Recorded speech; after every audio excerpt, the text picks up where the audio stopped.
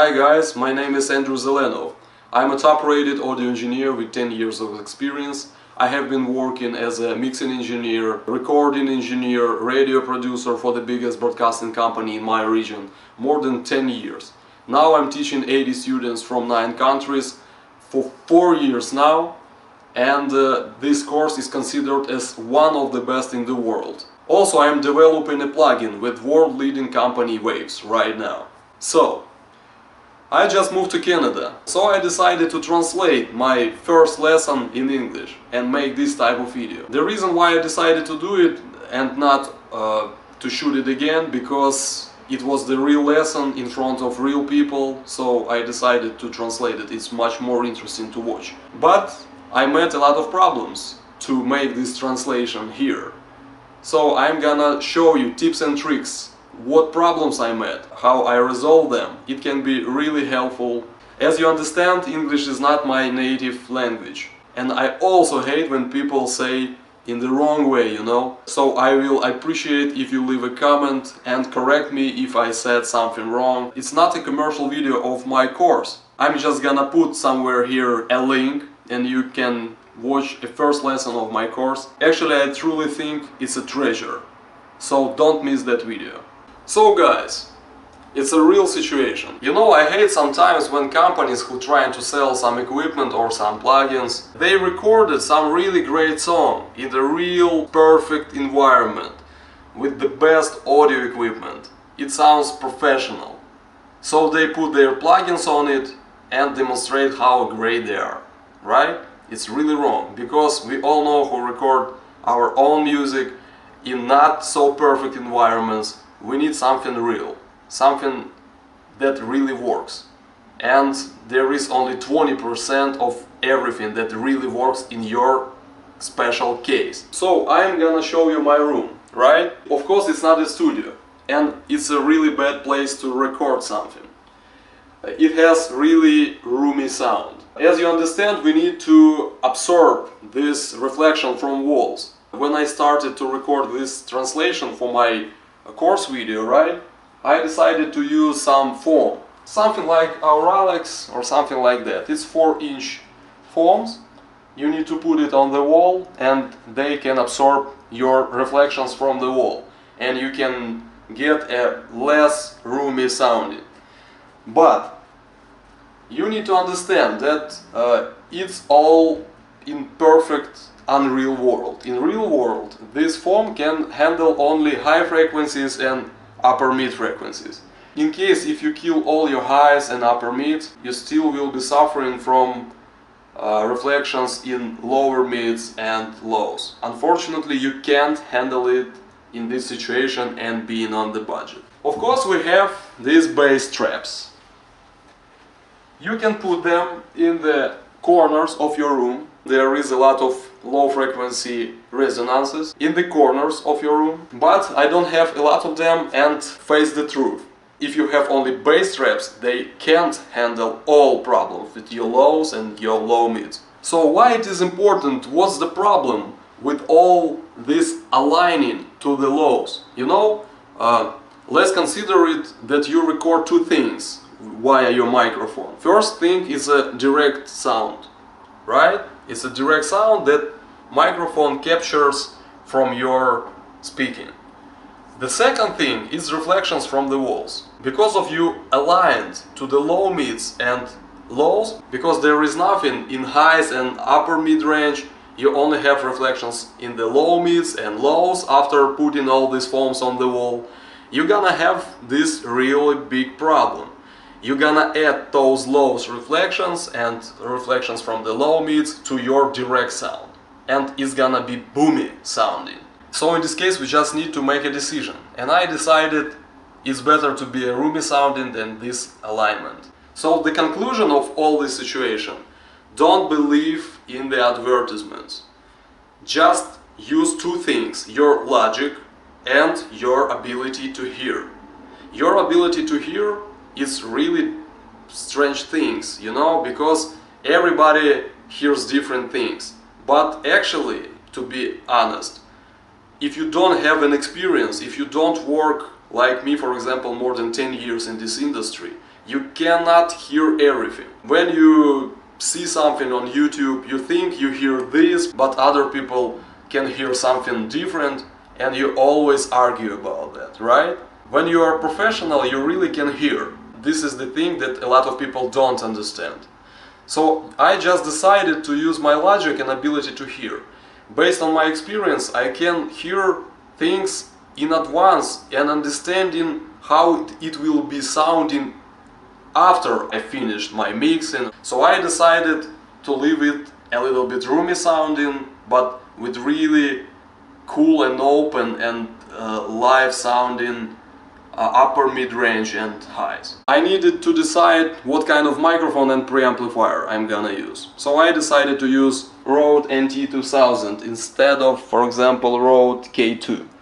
Rode K2 is a tube microphone. It's really good sounding mic with really good coloration, but for the case I need to record a voiceover for the video, I decided to use more clear and with more details microphone. And it's definitely NT2000.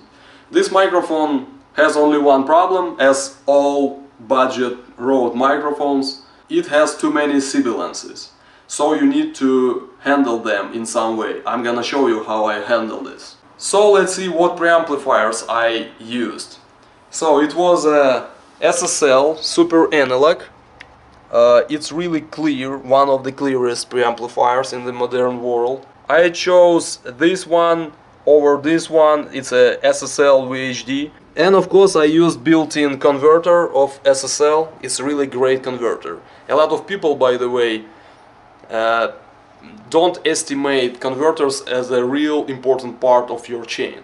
From my experience, I'm gonna say this is most important thing for me, to use a really good converter. Again, it's all about your ability to understand what it gives you in advance. Okay guys, let's check what we have here. I'm using a Cubase 8.5 here. Of course I have a Pro Tools and a lot of more programs. I just decided to use Cubase because sometimes it's more convenient for me to use Cubase because I grew on this program and I used it 15 years ago. Actually choosing of DAW is not a question at all. Use what the most convenient for you. Not some opinions, some forums or comments on YouTube. You need to choose DAW by yourself. You need to try it out, you need to make your decision and just ask yourself what more convenient for you to use. And that's it. It will be your answer. Okay, so what we have here. The first track is a recorded translation. That was the vocal I recorded in this room. From the beginning I knew that it would be a problem, but I decided to go in the wrong way. Always remember that the most great decision that you can do is to decide to fix your problem during recording. Don't leave it for the mixing. It's very common when you can't fix your problem during mixing process. But I didn't have any opportunity to do it in other way, so I decided to leave it for the mixing. So let's check what we have here. First of all, I just used some simple EQ. I'm not gonna show you, it's not important, it absolutely depends on what you had from the beginning and what you wanted to achieve. For example, I boost a little bit highs, but just a little bit because I was very scared about sibilances as sound, right? It's a big shortcoming of Rode microphones. So I decided to use a de-esser to control those sibilances. I just decided to use it dynamically, so it doesn't cut any frequencies, it works in a dynamic way. So it listens to when the sound in high frequencies goes higher than the threshold, then it just lowered the whole volume of the sound. So in this way he can catch S sounds and make them quieter. That's it, very simple decision. I'm not gonna describe all these things. Sorry for that, but very big topics and I don't like to do it in like do that or adjust those knob, it's bullshit. You just need to know very deeply all aspects of all these processes, plugins. You need to have a lot of experience with them. So I just explained just a little bit for those guys who understand what I'm talking about. Also, for example, I always say that EQ topic on my course is a masterpiece. It's the best explanation of EQ I ever heard. Of course, it's not maybe correct to say like this because I'm talking about my course, right? But it's really true. My topic about EQ is the best. But anyway, let's go further. So, let's listen to what my EQ did, right? Okay, let's choose some part. I couldn't even imagine how deeply we're gonna learn everything. Okay guys, let's talk about what my room adds to my sound. There is something called resonance. If you say some note, even if you don't sing, like me in here, I'm just telling something right here, right? But anyway, your voice has a tone, and you play with your tone even when you're speaking. If your tone has some frequency, and your room has resonant on this frequency, your overtone will be boosted. And it can sound really boomy. So when I hear what I recorded, I hear a lot of parts in my voice where it sounds pretty boomy. For example, this part.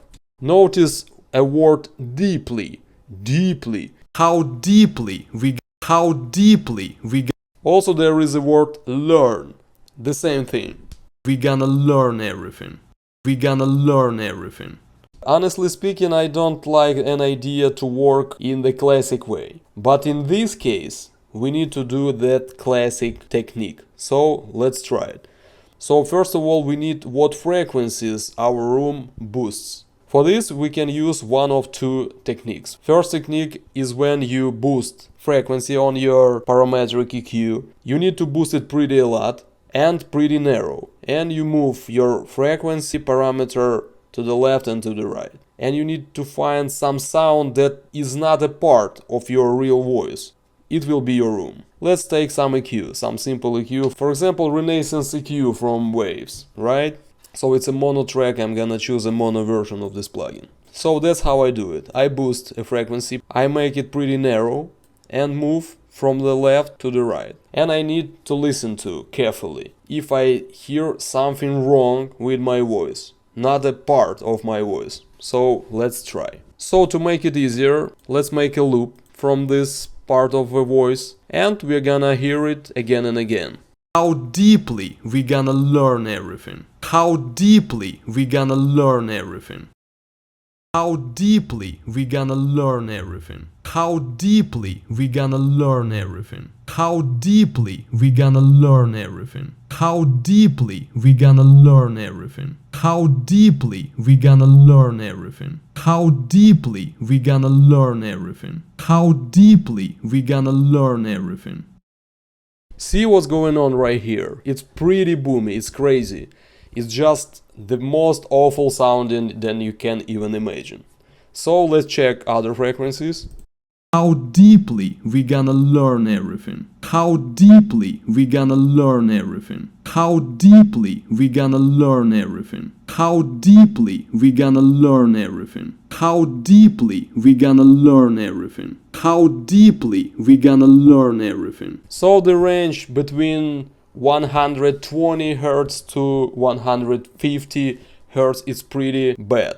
When you boost this frequency, it doesn't mean that all of this frequency is the problem. But anyway, they are relative to each other because they are pretty close. So you need to choose the one. And from what I heard, I would choose 140. And let's check if my ears work properly. But when I go to the 200, I start to hear some new resonance. And let's find out what this frequency is.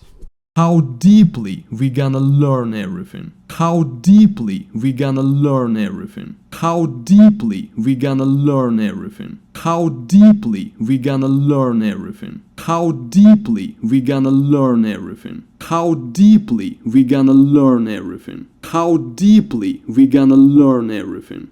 It's somewhere between 200 and 220. So we have two bad frequency right here.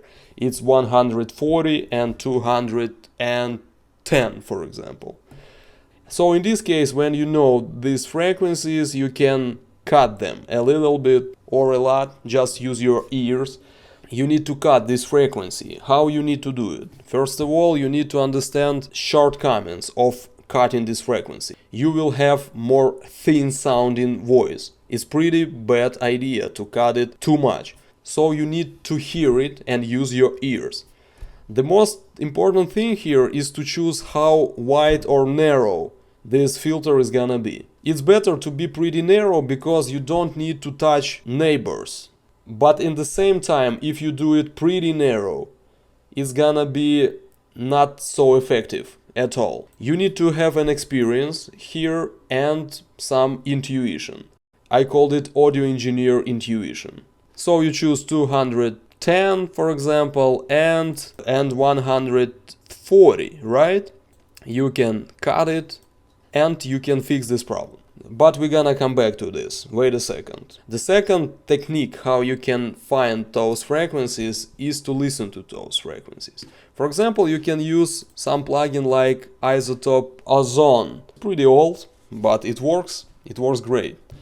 I'm not a fan of the idea to chase after the newest plugin. You know, sometimes when you chase your new plugins, you lose your experience, you lose your works, you lose your projects. You spend your time on finding plugins instead of working on your skills. I think it's like a disaster for modern engineer. A lot of guys don't do anything besides finding some new plugin, installing some new DAW, and that's it. They do nothing. So you need to turn on your parametric equalizer right here. So let's try it out. So you need to listen to your frequencies. You can use your eyes and the most important, your ears. First of all, let's look at the frequency response. How deeply we gonna learn everything? How deeply we gonna learn everything? The question is what you can see. I can see nothing. So you need to have less details, maybe some average peaks on your frequency response, okay? So let's make it slower. I go to options and in spectrum and average time I'm gonna choose around 3 seconds, okay? So let's try it out again. How deeply we gonna learn everything? How deeply we gonna learn everything? How deeply we gonna learn everything? How deeply we gonna learn everything? How deeply we gonna learn everything? It's around 130 to 160. And let's listen to it. How deeply we gonna learn everything? How deeply we gonna learn everything? How deeply we gonna learn everything? How deeply we gonna learn everything? How deeply we gonna learn everything? How deeply we gonna learn everything? How deeply we gonna learn everything? How deeply we gonna learn everything? How deeply we gonna learn everything? How deeply we gonna learn everything? How deeply we gonna learn everything? How deeply we gonna learn everything? Do you hear that word deeply? It's crazy, right? It has that awful resonance. How deeply we gonna learn everything? How deeply we gonna learn everything? How deeply we gonna learn everything? So we found them. Okay. What we gonna do next? We're gonna cut it with our EQ. For this case, let's choose some other EQ, not a Renaissance EQ. It's pretty okay, but let's try something else. For example, let's try FabFilter Pro Q plugin. It's pretty intuitive to use. So this is the plugin. I'm gonna switch it on and I'm gonna adjust it. So let's check what I'm done here.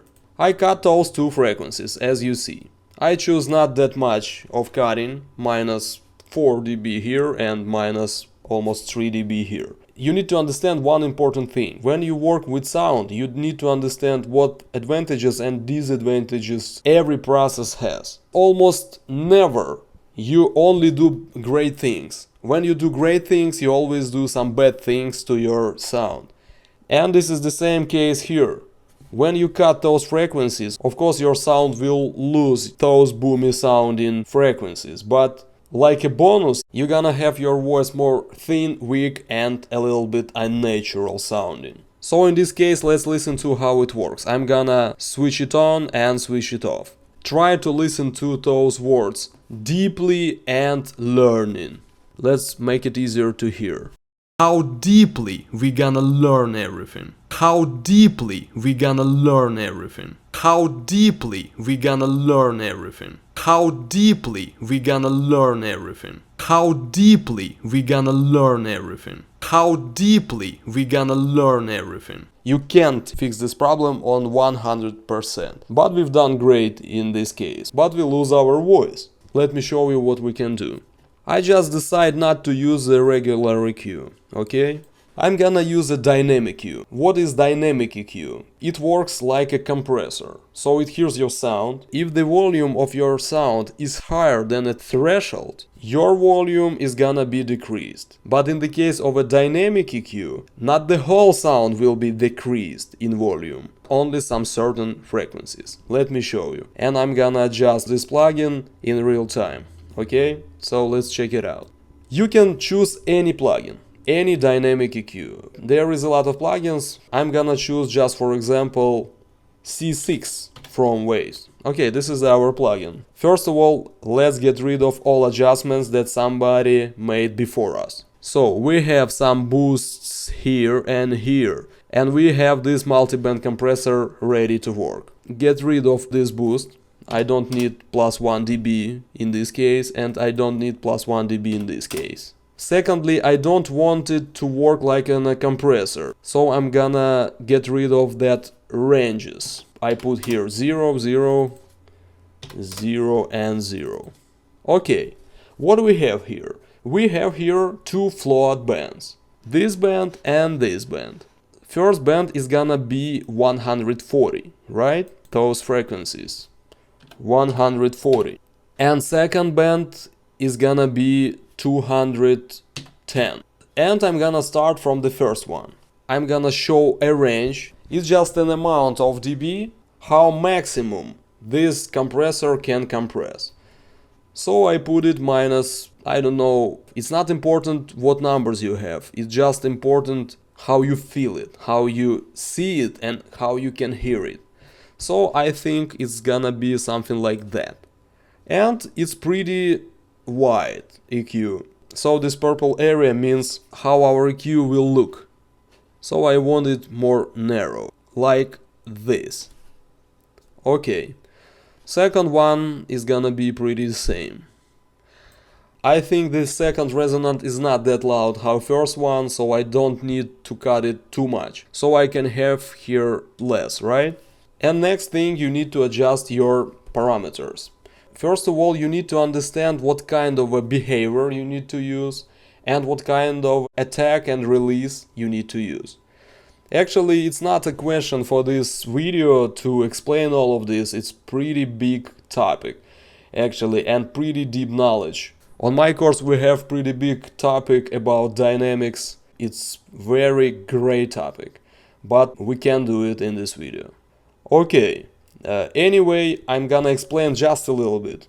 First of all, I need to work it as an electro compressor, so I'm gonna change behavior to electro. Why? The opto mode works in next way.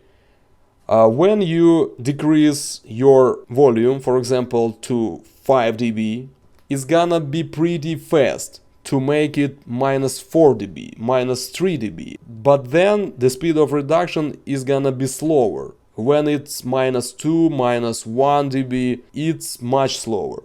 But I need to keep that minus 5 gain reduction, for instance, pretty long, like it's a pretty serious EQ. So I need to choose an electro. So also an electro mode works much faster. So if my bed frequency goes higher than some so-called threshold, it's gonna be much louder than a threshold.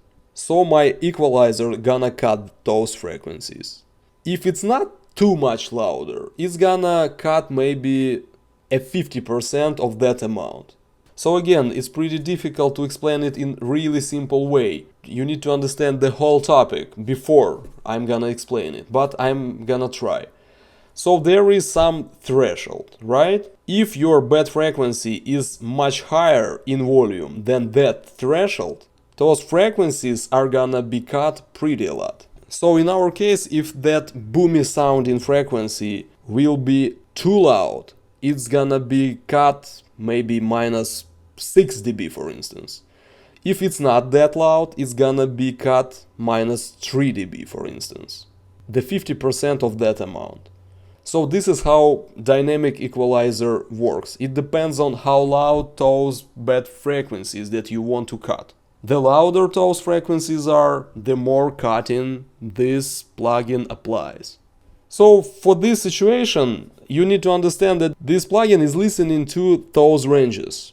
So I need it to be pretty fast to apply those adjustments when some note is there. So when some bad note with those bad frequencies is there, I need it to be pretty fast to catch it and cut.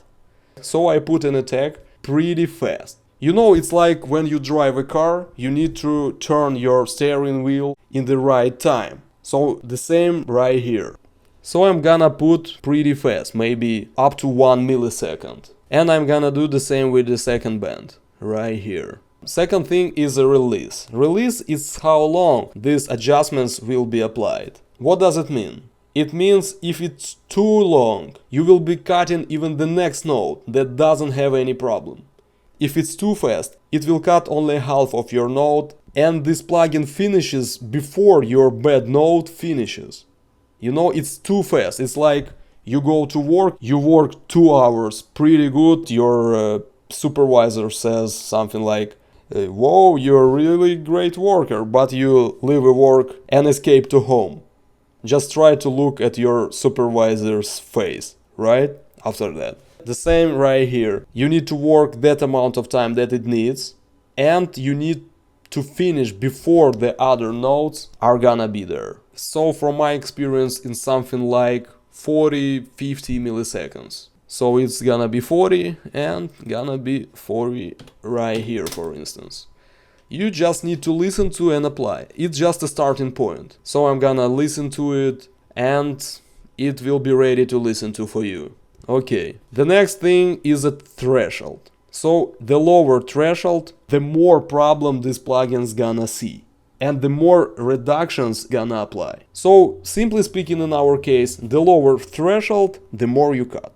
How deeply we gonna learn everything? How deeply we gonna learn everything? How deeply we gonna learn everything? How deeply we gonna learn everything? As you see, the orange line is the lowest position when you hear those two words, right? Learning and deeply. How deeply we gonna learn everything? How deeply we gonna learn everything? How deeply we gonna learn everything? How deeply we gonna learn everything? How deeply we gonna learn everything? How deeply we gonna learn everything? How deeply we gonna learn everything? How deeply we gonna learn everything? How deeply we gonna learn everything? How deeply we gonna learn everything? How deeply we gonna learn everything? So the last thing, when you apply this plugin, you lose some energy, right? It can be just a little bit quieter. So let's increase a volume just a little bit right here. So let's compare what we had and what we got. Again, let's listen to the word deeply and learn. How deeply we gonna learn everything? How deeply we gonna learn everything? How deeply we gonna learn everything? How deeply we gonna learn everything? How deeply we gonna learn everything? How deeply we gonna learn everything? It was pretty awful before this plugin, and it's pretty okay after that plugin. Let's listen to just one word, just to make sure we are right. Let's listen to it. Learn everything. Learn it, learn it, learn it, learn it, learn it, learn it, learn it. The most powerful thing here is not when it works. The most important thing when it doesn't work. So I mean, when it works, it makes that great thing, cut those bad frequencies. But when your sound doesn't have those problems, it seems like to work just a little bit or doesn't work at all. So you have your original great voice, without cutting those frequencies all the time. So this is the point. So guys, it was the real demonstration, real problems that you face every day, not magic plugin that shows how great it works when your mix already great recorded, right? And you just need to polish it. It makes things, and you need to work with your ears. Forget what I showed. This is a really specific situation. You will have absolutely different situations. Just think about what room gives to your sound and try to find a decision how you can fix it. Use your knowledge and find a way. So it was pretty simple video. It's not some amazing techniques. It's the lowest level in mixing of audio. It's just cutting some bad frequencies. That's it. It's not a real art of mixing. But I decided to show it for you because you all recorded your music at your homes. Not everybody has a studio that costs $1 million, right? With great sounding rooms. So anyway, it can be very helpful for you. And let me know if it was useful for you. Okay guys, one more thing about this translation for the one of the best audio production and mixing course in the world. It's how it works with your attention. Of course there is a compressors, right? Compressors gives you an opportunity to hear your sound more flat. And you can hear every part of it. But I decided not to apply any compressors here. Because I put really right emotions in the translation of this video. I just try to work with my voice dynamically and I don't want to kill it. So I decided not to use any compressors right here. And the last thing, I had a voice in different language and it's gonna be background of this translation. The really important thing when you put one voice to the another, if the voice is from the same person, so it's from the same person, it's me, right? In this case it's pretty important that the second voice is not gonna interrupt the first voice. As you know, there is a upper mid-range. Upper mid-range is in charge for clarity and perception and understanding what you are saying. So I just decided to EQ my second voice. I'm gonna make it unclear, I'm gonna cut some sibilances, I'm gonna do it pretty bad. I just decided to use a renaissance in the high cut mode. What it means? It means when it hears some S sound or H sound or something like that, it's gonna cut it pretty badly. I understand that it won't sound natural and pretty muddy. But this is the case. I don't need those frequencies. So in this case, I just need to show my previous sound, but it shouldn't interrupt my main new voice.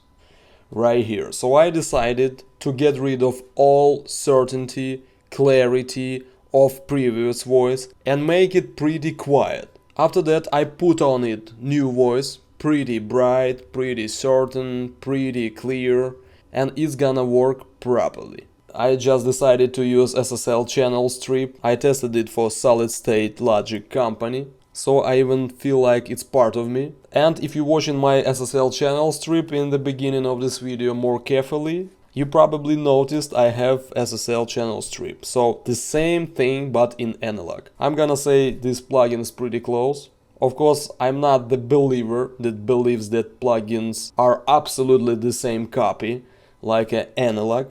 Sorry guys, but I have analog. I compared it more than 3 years in different projects, in different tests. I know what I'm talking about. So anyway, it's pretty great plugin. So what I've done here, I just switch on an EQ. I used an E type of equalizer. This type of equalizer has more narrow curves. And what I've done here, I just use a shell filter. I lower everything upper than 100.5 kHz and I just cut a little bit with bell filters 460 and 2100 Hz. Why? This is really interesting questions. There is some things called formants. I'm not gonna explain it right now, but my voice has pretty important formants on these frequencies. So I just cut them a little bit, just to make my voice unclear. So this channel strip based on 9000 SSLs, which has less coloration than 4000 series. As you noticed, I used 4000 SSL channel strip on the new vocal and 9000 on the old vocal. Of course, I needed different colorations for two voices that are pretty similar, right? They are all the same voice, right? So I need to separate them. Not only with frequency adjustments, I just needed some different coloration for the first voice and for the second. So this is the point why I chose 9000. So the conclusion of this video is the most important thing is your decision. It's your ability to see things in advance and understanding where it brings you, you know? So it's not about choosing a plugin. You all young engineers always are after some plugins, something new, but it's all about your experience, your ability to hear sound. It's really important, much more important than you think. It was like tips and tricks video, right? When I show you something interesting, how you can handle some problems if you have the same. But I don't like tricks. They don't work. It's all about your deep knowledge and ability to make your decisions. What I showed you, it can work in my case, but it cannot work in your place, for instance. Right? That's the way how I teach my students. And I have been doing it for 4 years, and I was amazed how it works. For example, a student learns a topic, right? It's very clear. I explain everything right. He thinks that he understands everything, you know? But I think you never see any course that you make a homework. In my course, it's all about homeworks. I always check the homeworks of my students. There is even the biggest professionals of the industry. And when I check their homework, it can be absolutely done wrong. And the last thing, always compare. Nobody are interested why you made that decisions. You just need to make products on the toppest level. We always compare the homeworks of my students with the best sounding song in the world, mixed for example by Chris Lord-Alge, for instance, right? And we don't have any excuses. We don't say like, whoa, we don't have analog summing, or when we send our work to the mastering it will be sound the best. No, we don't look for any excuses. We just honestly compare their works with the best song mixed by Chris Lord-Alge. And if it sounds worse, we need to get on the same level like Chris Lord-Alge. So always compare what you do. Nobody interested in what plugin you use. Everybody are interested only in the result. And don't forget to check first lesson. And I guarantee you, it's one of the best lessons you ever seen. It's very helpful.